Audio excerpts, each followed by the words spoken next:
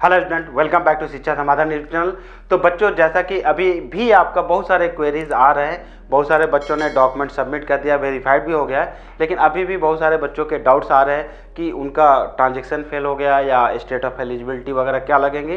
तो उसको हम डिटेल में फिर से आपको एक बार रिवाइज कर देते हैं इस वीडियो के माध्यम से। तो देखो, सबसे पहले हम बताते हैं जिन बच्चों का अभी नो अलॉटमेंट है राउंड 1 में, वो राउंड 5 तक चेक करेंगे कि नो अलॉटमेंट आ रहा है, तो आप नेक्स्ट राउंड में जाकर चेक कर लोगे। देखो, 6 राउंड फाइनल रहेगा, तो अगर आप यहाँ पर नो अलॉटमेंट आता है तो सीसेब वगैरह में पार्टिसिपेट कर सकते हो। इसका हम सेपरेटली डिस्कस करेंगे और कोई भी एक्शन बीच में आपके लिए रिक्वायर्ड नहीं है, आपको केवल अलॉटमेंट नेक्स्ट राउंड में चेक करना। तो देखो, नेक्स्ट हम देखते हैं अलॉटमेंट जिन बच्चों का आ गया, उस केस में अभी भी बहुत सारे ऐसे बच्चे हैं जिन्होंने अभी तक अपना डॉक्यूमेंट सबमिट नहीं किया है, पेमेंट नहीं किया है। तो बच्चों देखो, बहुत मस्ट है, आपने चॉइसेस फिल किया है और अगर कोई कॉलेज अलर्ट हुआ है तो ये आपको मस्ट है कि आपको पेमेंट का जो ये प्रोसेस है सारा करना है। That mean wellness, freeze, float, slide select करना है आपको, डॉक्यूमेंट जैसे हमने अगले वीडियो में डिस्कस किया वो अपलोड करना है और आपको पेमेंट करना है 35,000 या 15,000, डिपेंड करता है अपने कैटेगरी के अकॉर्डिंग। और देखो, मेजर ये है कि आपके अभी भी तो ये सारे तीनों आपको मस्ट है, आपको करना है पेमेंट वगैरह। और बहुत सारे ऐसे बच्चे भी बोल रहे हैं कि जैसे जैसे सर फ्लोट कर दिया और हमें पेमेंट की जरूरत नहीं है। नहीं, आपको मस्ट है करना। और मोस्टली बच्चों का क्वेरी अभी भी स्टेट ऑफ एलिजिबिलिटी के लिए है। तो देखो, आप 12th का सर्टिफिकेट लगा दोगे, 12th का मार्कशीट लगा दोगे तो सफिशिएंट है, आपका डॉक्यूमेंट वेरीफाइड हो जाएगा। तो 12th का मार्कशीट लगा दो या सर्टिफिकेट, दोनों ही चलेगा, जो आपके पास अवेलेबल है कर सकते हो। अब देखते हैं कि जो एक्सेप्टेंस का आपका डेट है वो 30 अक्टूबर तक ही आप ये सारे स्टेप्स को कर सकते हो राउंड 1 के लिए। और 31 को एक दिन का एक्स्ट्रा आपको टाइम मिला, अगर क्वेरीज कोई जोशा से आता है तो आपको उसको रिजॉल्व करना होगा। तो बच्चों देखो, आप 30 याद रखना, आपको हर हालत में सारा जो भी टास्क आपका है अलॉटमेंट जिन बच्चों का है वो कंप्लीट कर लेना है। और 31 अगर क्वेरी आती है तो आप उसको रिजॉल्व करेंगे। तो देखो, अलॉटमेंट का भी हमने डिस्कस कर लिया। तो देखो, आप सबका ये भी एक मेजर क्वेरी आ रहा है कि आफ्टर वेरिफिकेशन आपको क्या स्टेप लेना है। तो देखो, आफ्टर वेरिफिकेशन जैसे कि आपने पेमेंट्स का जो मैंने बताया यहाँ पर विलनेस वगैरह आप सबमिट कर दियो, पेमेंट कर दिए हो, तो इसके बाद आप डाउनलोड कर लो अपने जो भी फाइनल अलॉटमेंट लेटर है और आपको वेट करना है नेक्स्ट राउंड के लिए। और उसमें ऐसा हो सकता है कि आपका अलॉटमेंट सेम रहे या ऐसा भी हो सकता है कि चेंज हो। राउंड 1 राउंड 2 से लेकर राउंड 6 के बीच में आपका अलॉटमेंट चेंज भी हो सकता है। नेक्स्ट आप देख सकते हो कि जैसे आपने फ्लोट सेलेक्ट कर लिया है तो बाय डिफॉल्ट आपका फ्लोट टिल लास्ट राउंड तक रहेगा। हाँ, अगर आप चेंज करना चाहते हो तो डेफिनेटली, अगर आपने अभी भी अगर दिया है कोई ऑप्शन विलनेस चेंज करना चाहते हो, राउंड 1 में भी आपने पेमेंट वगैरह कर दिया, तब भी आप चेंज कर सकते हो। साथ में राउंड 1 से लेकर राउंड 5 तक जब भी आपका अलॉटमेंट आएगा, विलनेस अगर आपको लगता है बाय डिफॉल्ट फ्लोट है आपका, लेकिन आप चाहते हो कि फ्रीज करना है या स्लाइड करना है तो कर सकते हो। और इवन जो बच्चे पहले से फ्रीज और स्लाइड कर रखे हैं वो भी अपना ऑप्शन चेंज कर सकते हैं किसी भी राउंड में। तो आप हर राउंड में अपना केवल चेक करना है आपको कि उस राउंड में रिजल्ट आपका क्या आया है। और आपका फाइनली जैसे ये सारा प्रोसेस हो जाता है जिन बच्चों का अलॉटमेंट आया है, तो आप फाइनली 6th राउंड में जो आपका अलॉटमेंट आया है या जो बच्चों ने इन बिटवीन फ्रीज कर दिया, आप डायरेक्टली कॉलेज को रिपोर्ट करोगे। तो बच्चों देखो, आफ्टर वेरिफिकेशन आपका सिंपल से कहे कि आपको हर राउंड में आपको केवल अलॉटमेंट चेक करना है और लगता है कि आपको विलनेस वगैरह चेंज करना है, दैट मीन्स फ्रीज फ्लोट वगैरह चेंज करना है, तो आप कर सकते हो डेफिनेटली।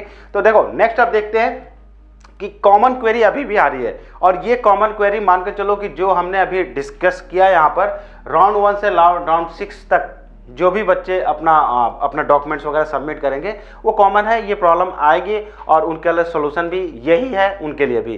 तो देखो, सबसे पहले देखते हैं कि कॉमन क्वेरी अभी स्टूडेंट्स के क्या आ रहे हैं। तो मैक्सिमम बच्चों के ट्रांजेक्शन्स फेल हो जा रहे हैं। तो देखो बच्चों, इसमें सिंपली ये करना है कि पहले तो आपको वेट करना है 24 आवर के लिए। इन बिटवीन आप जोशा को ईमेल जरूर लिख दो कि आपका ट्रांजैक्शन फेल हो गया है और बैंक अकाउंट से आपका अगर पैसा कट गया है, तो दैट मीन्स कि आप ईमेल रखो, 24 आवर वेट करो। अगर कोई एक्शन नहीं मिलता है, वहाँ से कोई रिप्लाई नहीं आता है, या आप लॉग इन करके एक बार जरूर चेक कर लेना इन बिटवीन कि स्टेटस कंप्लीट तो नहीं हो गया, नहीं हुआ है, दैट मीन्स कि आपको फिर पेमेंट करना पड़ सकता है। और ये बहुत ध्यान रखना कि बच्चों, अर्लियर हमने देखा कि जैसे ये 30 है, अगर 30 तक कोई एक्शंस कंप्लीट नहीं होता है फेलियर का ट्रांजैक्शन का, क्योंकि आपने सारा प्रोसेस कर लिया, केवल पेमेंट आपका बचा है जो फेल हो गया है, तो आपको दोबारा पेमेंट मारना पड़ सकता है। क्योंकि लास्ट ईयर हमने देखा कि कुछ लोगों ने पेमेंट फेल था और उन्होंने पेमेंट दोबारा किया नहीं, रिप्लाई नहीं आया, तो उस केस में उनका अलॉटमेंट भी कैंसिल हो गया। तो बच्चों, आप ध्यान रखो कि 24 आवर जरूर वेट करो, लेकिन इस डेट का भी आप वेट करना, 30 के बाद आप पेमेंट वगैरह नहीं कर सकते हो। और नेक्स्ट अभी एक और देखते हैं कि डॉक्यूमेंट वेरिफिकेशन। बहुत सारे ऐसे बच्चे भी पूछ रहे हैं कि सर हमने स्टेटस वगैरह डाल दिया लेकिन अभी तक एसएमएस या ईमेल नहीं मिल पा रहा है। तो बच्चों जनरली हमने देखा कि कुछ बच्चों के हाफ एन आवर में भी डॉक्यूमेंट वेरिफिकेशन हो जा रहा है। किसी टेक्निकल रीजन से अगर लेट भी हो रहा है तो कम से कम आप 24 आवर रुको, आपको ईमेल या एसएमएस जरूर आ जाएगा। अगर डॉक्यूमेंट वेरिफिकेशन हो जाता है तो लॉगिन करके आप जरूर एक बार देख लेना डॉक्यूमेंट का स्टेटस क्या है एग्जैक्टली, और डाउनलोड भी कर लो आप। जो अलॉटमेंट फाइनल होता है आफ्टर वेरिफिकेशन, वो अलॉटमेंट को डाउनलोड कर लोगे। जो आप अलॉटमेंट डाउनलोड करोगे उसमें फी का डिटेल वगैरह अलॉटमेंट में भी दिखने लगेगा। देखो नेक्स्ट देखते हैं कि अभी भी बहुत सारे बच्चे जोसा फॉर्मेट पर डॉक्यूमेंट नहीं बना पा रहे हैं या नहीं बनाया है। तो बच्चों ध्यान देना कि फर्स्ट राउंड में तो थोड़ा टाइम मिला है, नेक्स्ट राउंड ऑनवर्ड्स आपको टाइम बहुत कम मिलेगा। तो आप ये जो भी इश्यूज अभी देख रहे हो आप बच्चों के जो कॉमन आ रहे हैं, तो आप अपना डॉक्यूमेंट का फॉर्मेट में ही पर्टिकुलर बना कर रखो ताकि जैसे ही आपका अलॉटमेंट आएगा आप उसको कंप्लीट कर लोगे। तो और इसके बारे में हमने अर्लियर वीडियो में ऑलरेडी डिस्कस किया है कि जोसा का फॉर्मेट वगैरह क्या होगा, डॉक्यूमेंट्स क्या लगेंगे।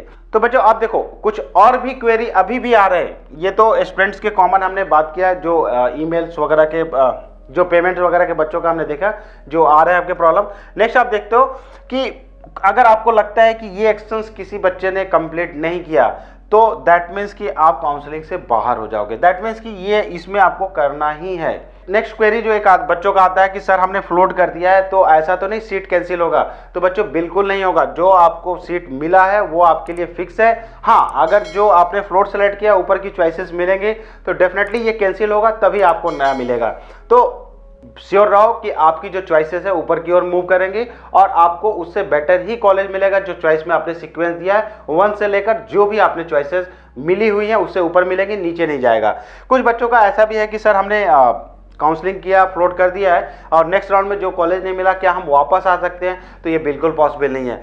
सपोज आपको जो अभी मिला है क्या आप उससे नीचे जाना चाहेंगे? ये नहीं। तो नेक्स्ट राउंड में भी जो आपको कॉलेज मिलेगा वो नीचे की चॉइस बिल्कुल ही आपको नहीं मिल पाएगी। आपका चॉइस हमेशा ऊपर की तरफ ही मूव करेगा।